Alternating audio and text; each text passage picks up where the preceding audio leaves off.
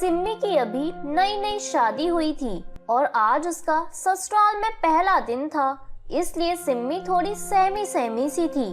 और उसका ये डर तब बढ़ जाता है जब उसकी सास कमला उसे सबके लिए खाना बनाने का फरमान सुना देती है। बहू, आज तेरा घर में पहला दिन है और तेरी पहली रसोई भी, तो तुझे ही आज सबके लिए खाना बनाना होगा। माँ जी, आज से ही क्यों, अभी से मेरी तरह सिम्मी भी घर संभालेगी, क्यों सिम्मी? जी मम्मी जी। अरे अब अपनी देवरानी को भाषणी सुनाती रहेगी या उसे रसोई घर भी दिखाएगी?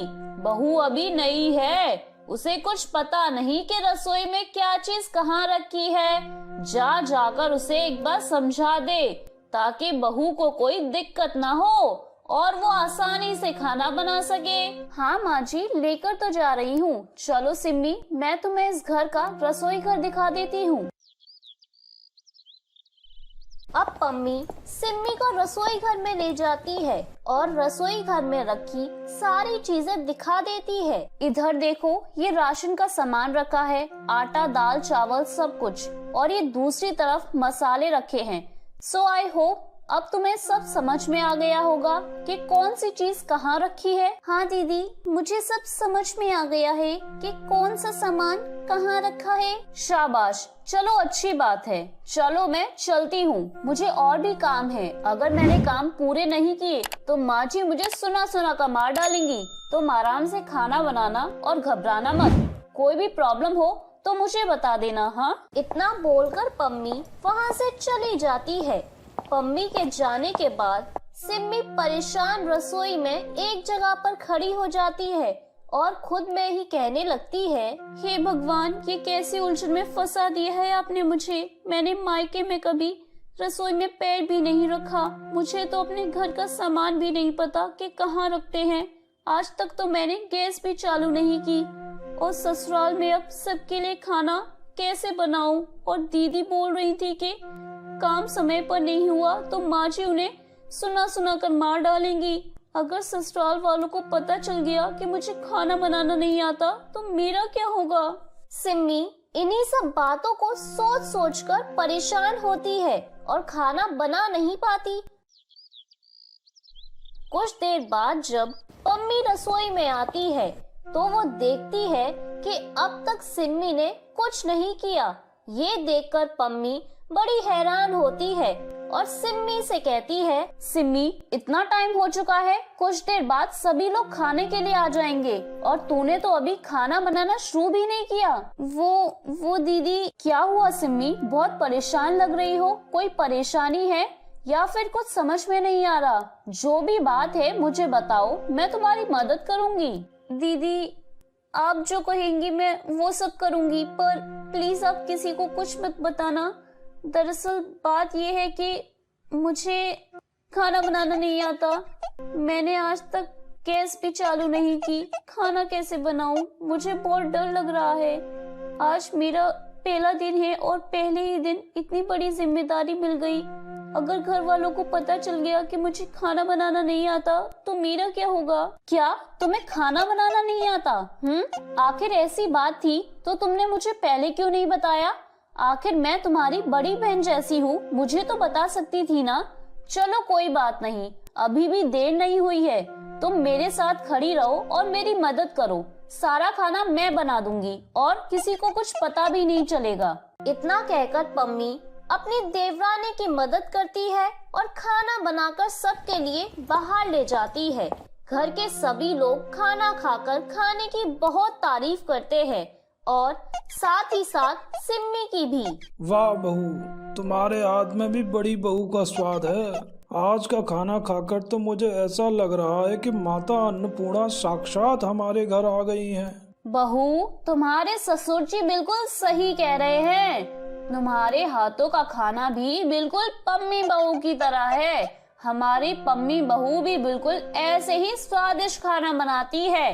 अब तो कभी पम्मी बहू ने खाना बनाया तो हमें तो पता भी नहीं चलेगा कि आखिर खाना बनाया किसने है। माँ जी, मैं भला दीदी से बराबरी कैसे कर सकती हूँ?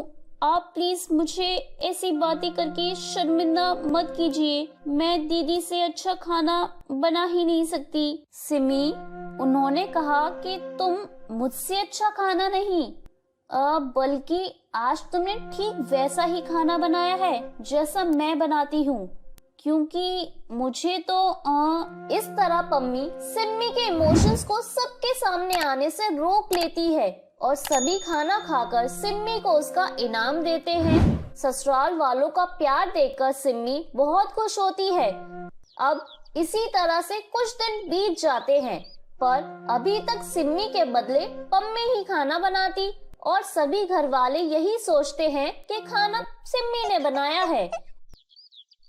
ऐसे ही एक दिन पम्मी और सिमी दोनों ही रसोई में होते हैं। तभी वहाँ कमला आती है और पम्मी से कहती है, अरे पम्मी बहू, मैं देख रही हूँ जब से तेरी देवरानी आई है तू तो बड़ी महारानी बनती जा रही है। अरे बेचारी सिम्मी बहू घर का भी काम करती है और फिर खाना भी बनाती है, और तू है जो उसके साथ खड़े होकर सिर्फ गप्पे ही हाँकती रहती है। ये नहीं कि थोड़ी अपने सास ससुर की सेवा भी कर दे। माँ जी, मैं हूँ ना, बताइए क्या हुआ, मैं आपकी मदद करती हूँ, चलिए। अरे बहू, तुझे कहीं जाने की जरूरत नहीं है, सारा दिन तू काम करती है, मुझे सब नजर आता है। पम्मी बहू, चल मेरे साथ और मेरी दवाई ढूंढ कर दे, तूने ही तो रखी थी, मिल नहीं रही है। जानती है ना अपने ससुर जी का गुस्सा, अगर मेरी दवाई छूट गई तो वो मुझे छोड़ देंगे इस उम्र में। सिमी, मैं भी आती हूँ। वैसे मुझे लगता है कि खाना बन गया है, तो मैं गैस बंद कर देना चाहिए, और पकाओगी तो शायद खाना जल जाएगा। क्यों, सही कहा ना मैंने माँ जी? अरे पम्मी बहू, तू तो ऐसे बोल रही है जैसे सिम्मी बहू को कुछ आता ही नहीं। अरे वो देख लेगी कि खाना बना है कि नहीं। चल तू मेरे साथ, मेरी दवाई देख। पम्मी जाते जाते इशारों में सिम्मी को बता जाती है और सिम्मी अपनी जिठानी के कहे अनुसार गैस बंद कर देती है। इस तरह से एक बार फिर पम्मी सिम्मी को बचा लेती है। पर कहते हैं ना, झूठ के पैर नहीं होते, एक ना एक दिन वो सबके सामने आ ही जाता है। इसी तरह से कुछ दिन बीत जाते हैं और एक दिन कमला की बहन उससे मिलने घर आती है। सिम्मी बहू, जल्दी से अपनी मासी सास के लिए कुछ मीठा बना कर ले आओ। क्या कुछ मीठा? अब क्या करूं? दीदी भी मार्केट गई हैं और अब तक तो मैं सिर्फ दाल चावल बनाना ही सीख पाई हूँ। मीठा कहाँ से बनाऊं? मासी सास को भी आज ही आना था। ये तो हमेशा दीदी के काम में नुक्स निकालती हैं और मुझे तो खाना बनाना ही नहीं आता। अरे सिम्मी बहू, तू यहाँ खड़ी खड़ी क्या सोच रही है? जाओ, जाकर कुछ बना कर ले आओ। अगर कुछ समझ नहीं आ रहा तो सूजी का ही हलवा बना कर ले आओ।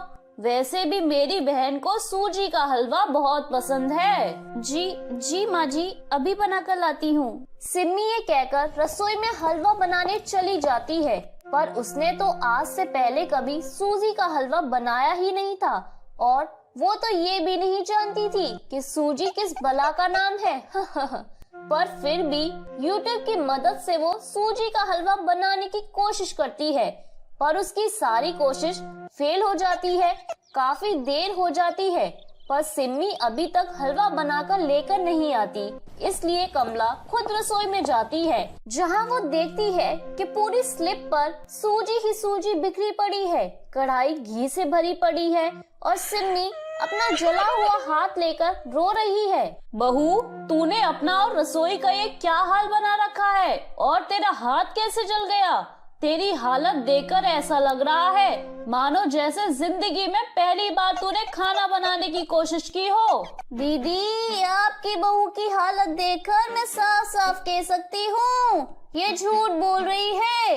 ये खाना बनाना जानती ही नहीं है। आज पहली बार इसने सच में खाना बनाने की कोशिश की है।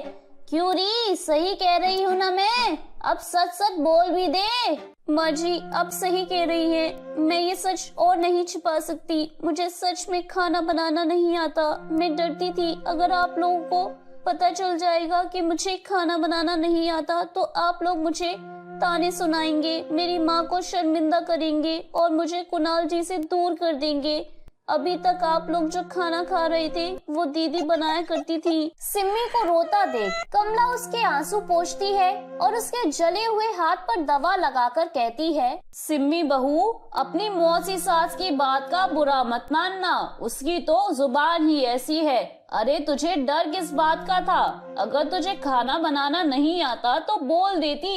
अगर तू सच बता देती तो आज तेरा हाथ तो नहीं जलता। चल अब रोना बंद कर, मैं तुझे कुछ नहीं कहूंगी और ना ही बड़ी बहू को।